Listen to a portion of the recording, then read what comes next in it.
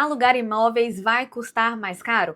Um novo imposto foi aprovado, isso mesmo, mais um, e isso vai mudar totalmente a forma como investidores escolhem investir em imóveis para alugar. Se você é proprietário ou inquilino, fica aqui com a gente nesse vídeo que eu vou falar tudo sobre esse novo imposto, o que muda na prática e como ele impacta o seu dia a dia e principalmente as suas finanças e o seu patrimônio. Antes de entrar no vídeo, eu quero te dar as boas-vindas, principalmente se você é novo por aqui. Meu nome é Lorena Leite e esse canal foi feito para você prosperar sem segredo. Se você quer seguir princípios que funcionam para a formação de patrimônio de forma duradoura e no longo prazo, fica aqui com a gente nesse vídeo que você não vai se arrepender e já deixa também o seu like. Então já se inscreve agora. Vamos fazer o seguinte então? Vou esperar 3 segundos para você se inscrever aqui no canal agora.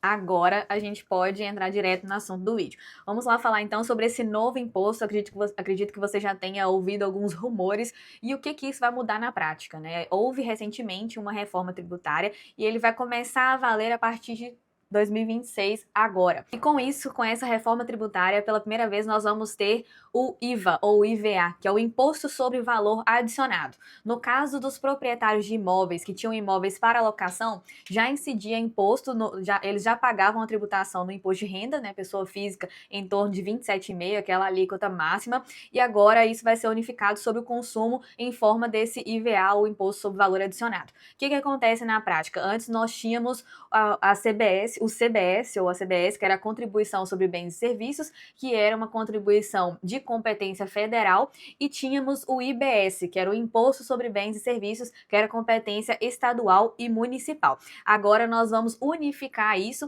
em forma desse IVA, que vai ser um imposto exclusivo para a gente ter essa concentração de arrecadação na reforma tributária. Então, o proprietário que antes pagava o imposto sobre o imposto de renda, agora também vai pagar esse valor adicionado. O que acontece na prática e sobre quem vai incidir esse novo imposto?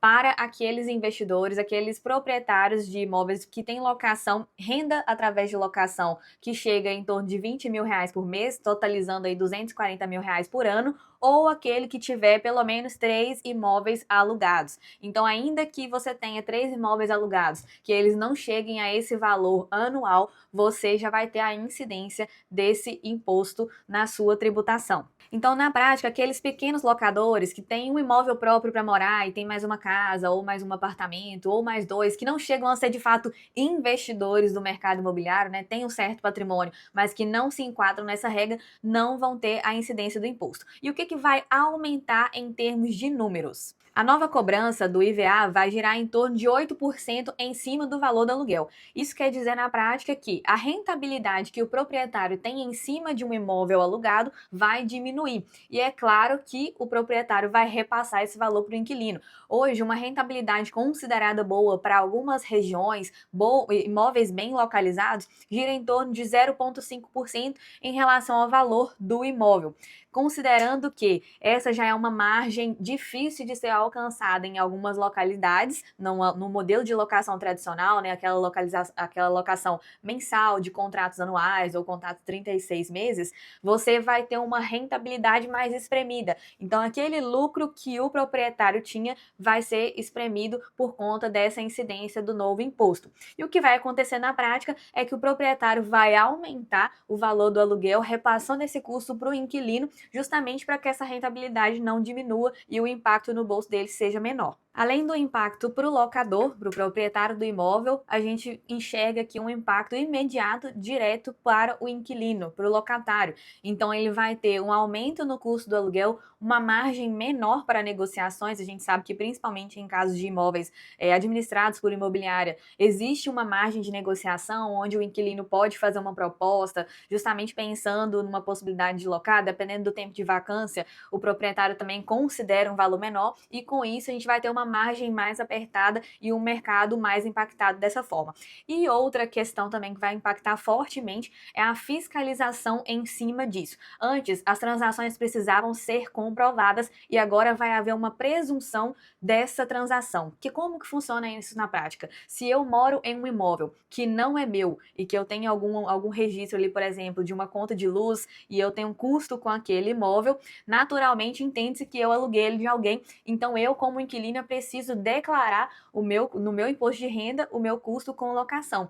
E o proprietário também precisa declarar, porque vai haver esse cruzamento direto dessas informações, entendendo que ali tem uma relação contratual de aluguel entre o proprietário do imóvel e entre o locatário. Então isso vai acabar colocando fim a um famoso acordo de compadres, né? Ali aquele negócio feito debaixo dos panos, na informalidade, porque dificilmente essas transações não serão rastreadas e incorrendo inclusive no risco de serem multados. No caso do locatário, se ele não declarar que ele tem o custo com aluguel, ele pode ser multado em até 20% do valor não declarado. E no caso do proprietário, a multa bem pesada, pode chegar até 150% do valor não declarado. Então, uma multa bem agressiva, justamente para inibir a ausência de declaração, que também vai implicar em sonegação fiscal. E além disso, além da multa, dependendo do prazo que não foi declarado, esse valor pode ser corrigido pela Selic. Então, vai ter uma correção com juros, algo que vai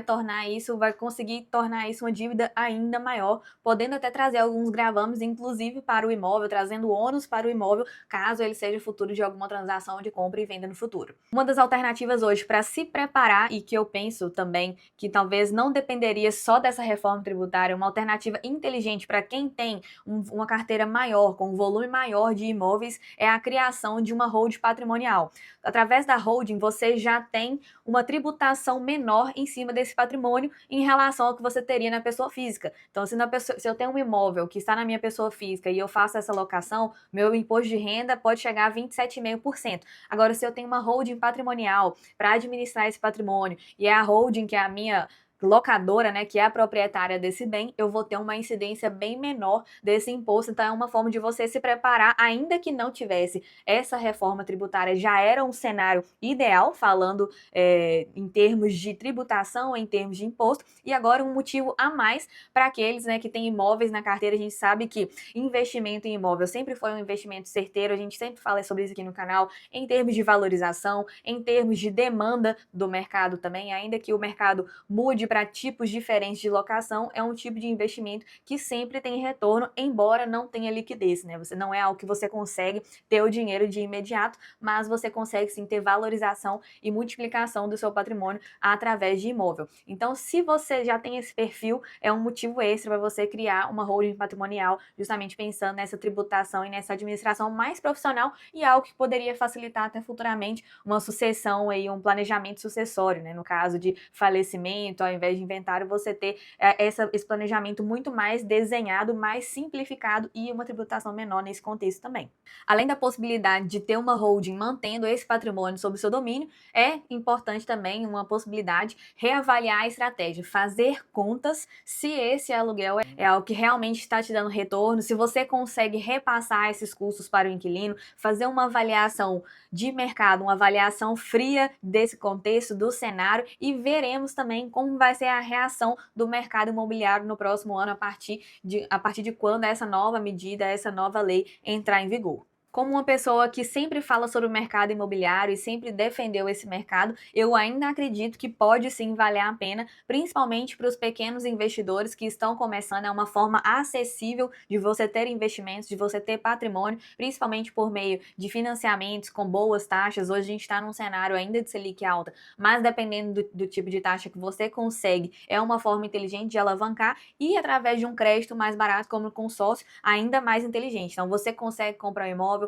contar com a valorização e ter sim uma renda de aluguel. Me diz o que você achou sobre essa nova modalidade de imposto. Você acha que isso vai afastar os investidores do mercado imobiliário ou vai pesar mesmo no bolso do inquilino? Eu quero saber a sua opinião, o que você pensa sobre isso. Quero saber se você é um investidor ou se você tem interesse em investir no mercado imobiliário, que é um dos mais consolidados depois de tantos anos e que inclusive tem uma barreira menor de entrada em relação ao mercado financeiro, por exemplo, onde você vai precisar de muito mais expertise, principalmente pensando em pessoas que querem diversificar as formas de investimento e as formas de patrimônio, talvez em fundos, em renda fixa ou em ações, por exemplo. Me conta aqui nos comentários, que eu quero saber e conhecer um pouco mais do seu perfil, que isso é muito importante pra gente criar conteúdos que sejam inteligentes e que tragam retorno para vocês também. Eu espero que você tenha gostado desse vídeo. Não se esquece de inscrever aqui e também deixar o seu like. Eu te espero no próximo vídeo. Se você me acompanha aqui, sabe muito bem que eu acredito em planejamento e decisões quando o assunto é construir riqueza. E é por isso que eu me orgulho de ter a L1 Legacy como patrocinadora do canal. A L1 Legacy trabalha com consórcios personalizados para quem quer sair do aluguel, formar patrimônio de forma estratégica, investir em imóveis e proteger seu dinheiro de maneira direcionada. E o diferencial é que eles ainda oferecem uma curadoria especializada em imóveis na região de Ipatinga, no Vale do Aço, em Minas Gerais. Ou seja, só entra na lista o que realmente vale a pena quando o assunto é investir em imóveis. Se você quer investir com propósito e realmente formar um legado, eu recomendo a L1 Legacy. Inclusive, eu vou deixar aqui na descrição o link do Instagram, justamente para você conhecer o trabalho mais de perto e fazer um contato para construir o seu patrimônio de maneira direcionada e maneira sólida.